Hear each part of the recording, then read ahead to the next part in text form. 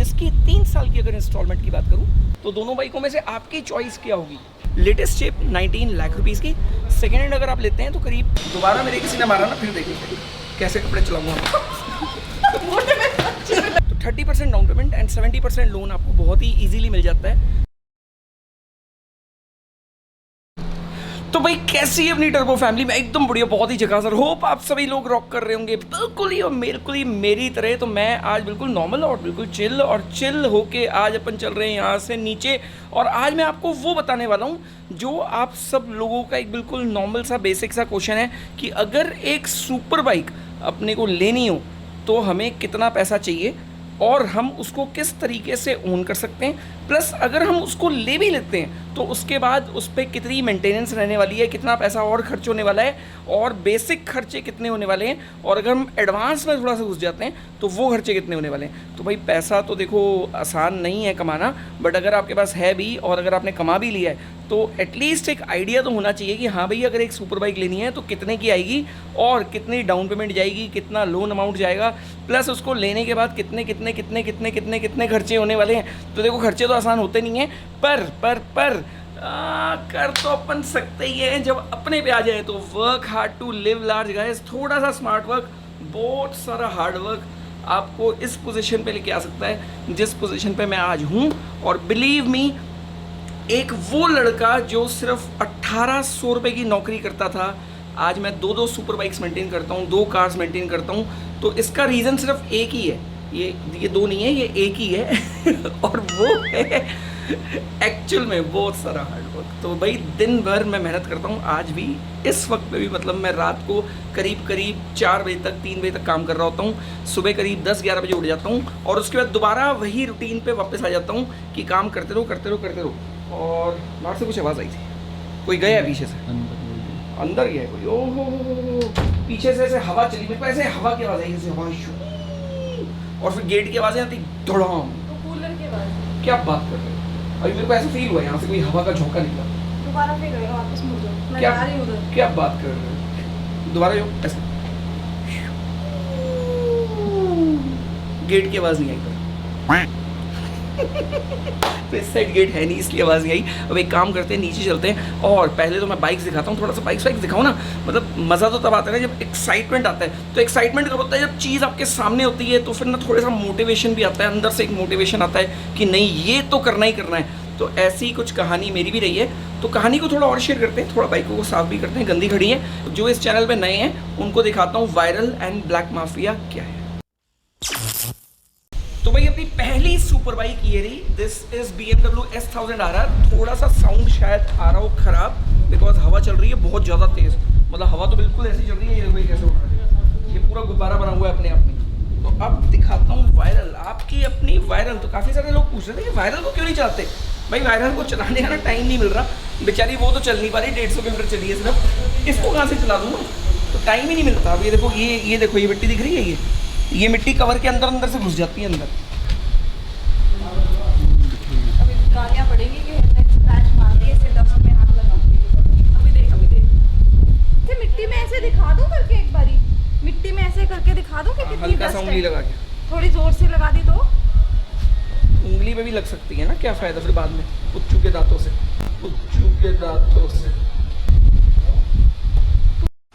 पूरी बात है कुच्चू के दांतों से, मुझे कटवाना जाएगा कुच्चू से।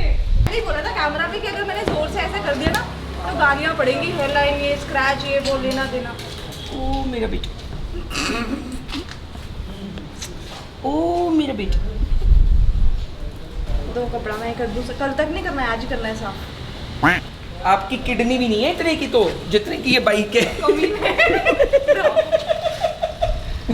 दोनों मिला के तो सारे लंग्स वंग्स किडनियां सारी भी भेज देगा तो भी नहीं आएंगे इतने। यार मैं जा रही हूँ, शिमला जा रही हूँ। अरे शिमला की टिकट भी नहीं आएगी इतने में तो। देखो ये हमेशा मुझे बोलती रहती है घर ले लो, घर ले लो, घर ले लो, क्यों पैसे बर्बाद करते रहते हो। भाई देखो घर पे ना हम ऐसे जाके ऐसे कपड़ा नहीं मार सकते। मैंने ऐसे नहीं बोला पैसे बर्बाद करते हो, झूठ है ये। झूठ है ना, बस ठीक है, अब एक और बाइक लेंगे इसका, बनता है ना।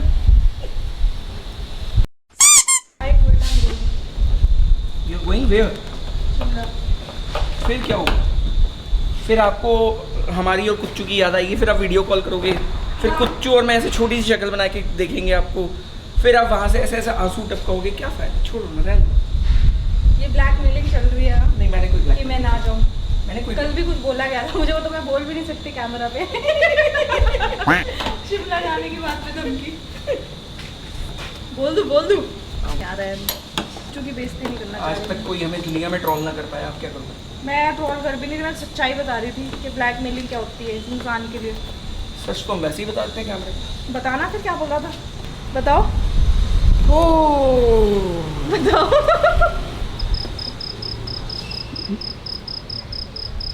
कुछ नहीं बताएंगे। मेरे को ना इल्यूजन्स हो रहे हैं, साथ तेरे को भी हो रहे हैं कि आवाज़ सुनाई दे रही है कि किसी लड़की की? मेरे को सुनाई दे रहा अरे है। पटाखे भी फील होंगे। मेरे हाथ पे कोई रूहानी ताकतें मार रही है भाई, और आत्मा है क्या यहाँ पे? कोई कौन है? कंट्रोल, बाइक साफ करने दो। अभी I am busy with bike. यही थी ना? नहीं, लग भी नहीं रही किसी को। दोबारा मेरे किसी ने मारा ना, फिर देखिए कैसे कपड़े चलाऊंगा। मोटे में सच्ची में लग रहा ओ, कपड़ा हवा में है। मेरे सच्ची में लगी। ये कपड़ा हवा में जा रहा है, उड़ रहा है अपने आप। ओ तेरी रूहानी ताकतें।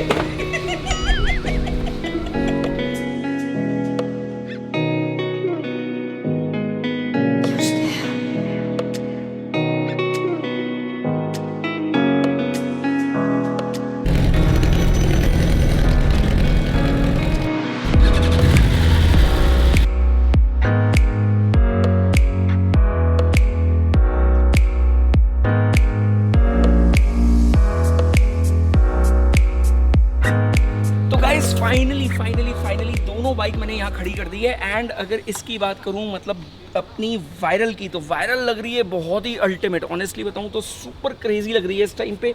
और this is a beautiful bike, beautiful bike. इस टाइम पे दोनों बाइकें, ये देखो दोनों बाइकें जब साथ में खड़ी हैं, तो दोनों बाइकों में से आपकी चॉइस क्या होगी? देखो ऑनेस्टली बताऊँ तो मेरी चॉइस दोनों है, इसीलिए दोनों मेरे पास में है। अगर मैं लुक्स की बात करूँ, कंफर्ट की बात करूं, तो definitely this is the king. इसका कोई मुकाबला नहीं है। टूरिंग करनी हो, 1000 किलोमीटर चलानी हो, दिस इज़ अमेजिंग। बट अगर मैं कॉन्फिडेंस की बात करूं, ब्रूटैलिटी की बात करूं, तो this is a very brutal bike. This is like super confidence देती है ये बाइक, और बहुत ही अमेजिंग है।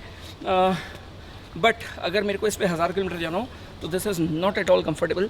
सस्पेंशन थोड़ा सा इसका स्टिफ है, हल्का सा, ऑल्दो इलेक्ट्रॉनिक सस्पेंशन है, बट स्टिल काफ़ी स्टिफ है अगर मैं हायाबुसा से S1000 RR को कंपेयर करता हूँ तो। बट दोनों बाइक्स बहुत ही अमेजिंग है और बहुत ही सुपीरियर है। This is full of electronics, very intelligent bike. This is a super raw bike, super brutal, सीधा टायर पे, पूरा BHP, पूरा थ्रॉटल, जितना भी अपन एग्रेशन देते हैं वो सीधा टायर पे चला जाता है, कहीं कोई कुछ नहीं रुकता है। एंड अगर इसकी बात करें तो ये पूरी इंटेलिजेंट बाइक है, कहीं से भी आपको कोई गलती करने का मौका नहीं देती जब तक इलेक्ट्रॉनिक्स कम्प्लीटली इसके ऑन होते हैं।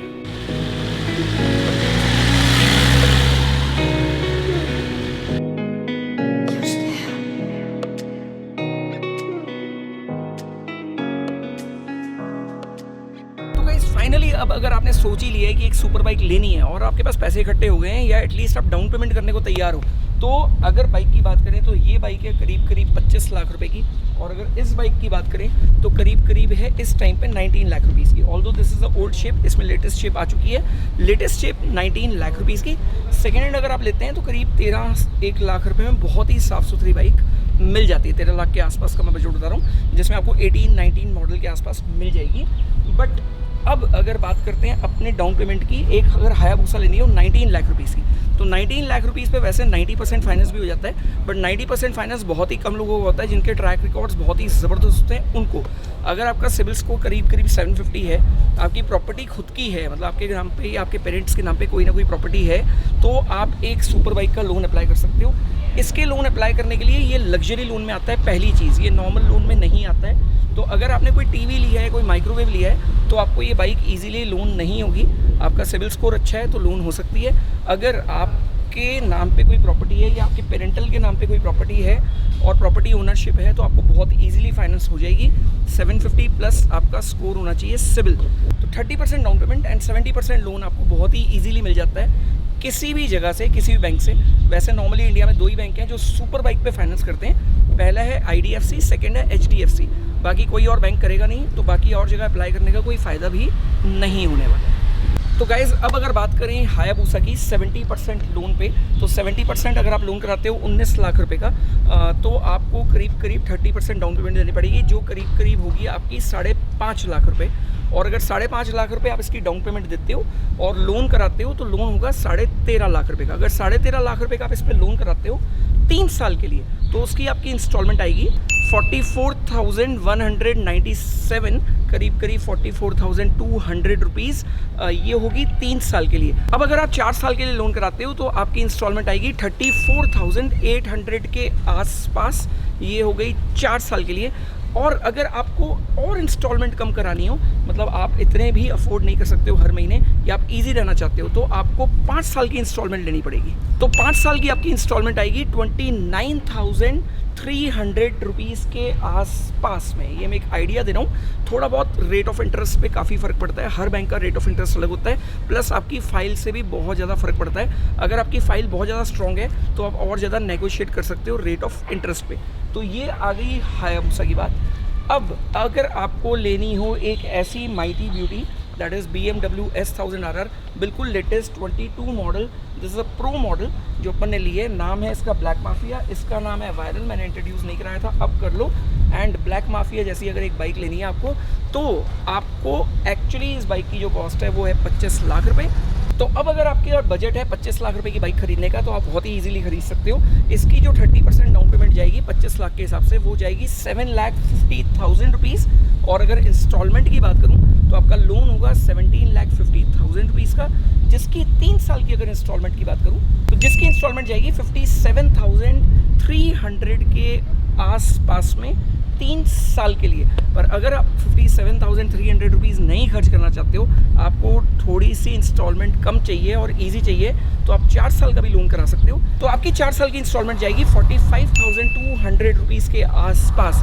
अब अगर आपको फिर भी लगता है कि भाई 45,000 रुपीज़ भी थोड़ा सा ज़्यादा हो जाता है, तो आप 5 साल की भी करा सकते हो। ऑल्दो वैसे मेरे हिसाब से 4 साल और 5 साल में ज़्यादा कोई फ़र्क नहीं होता अगर अपन इंस्टॉलमेंट की बात करते हैं।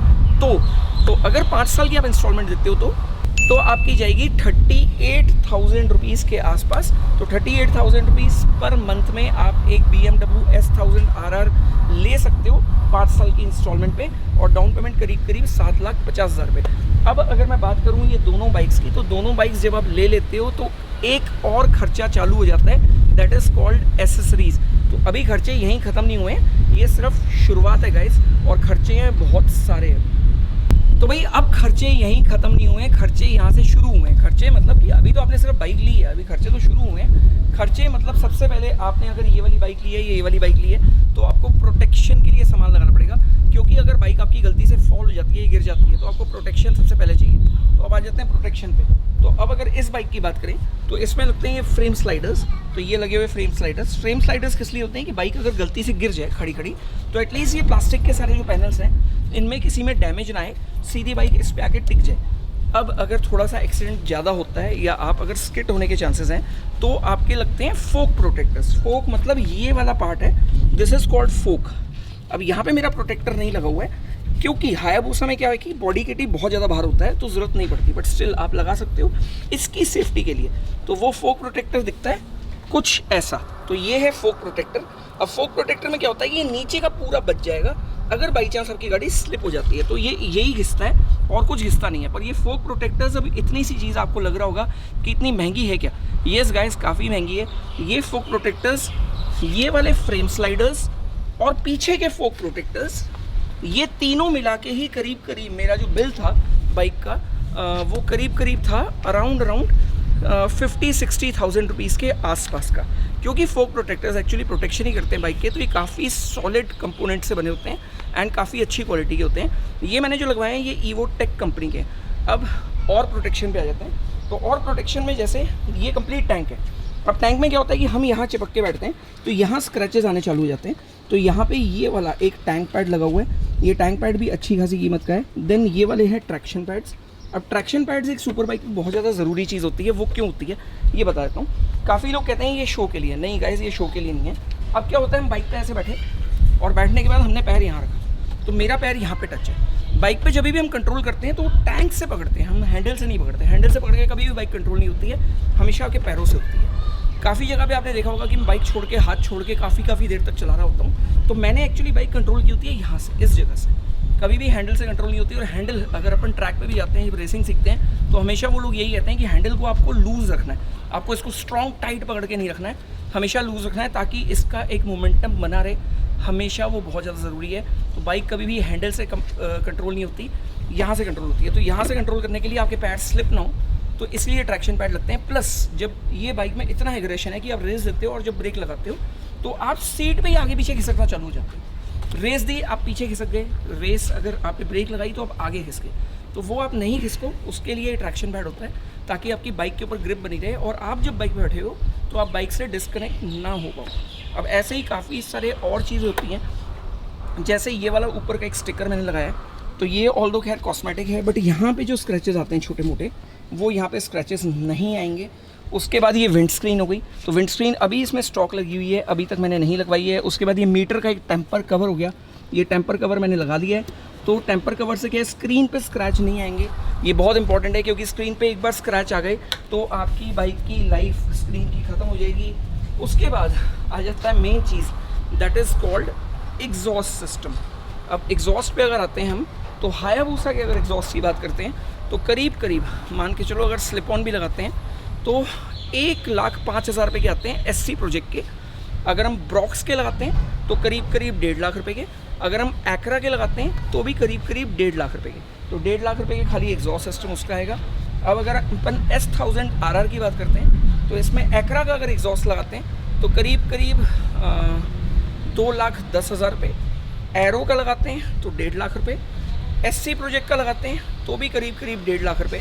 तो ऐसे ही एग्जॉस्ट में काफ़ी सारे ब्रांड्स और काफ़ी सारी चीज़ें आती हैं जिनके अलग अलग प्राइजेज़ हैं।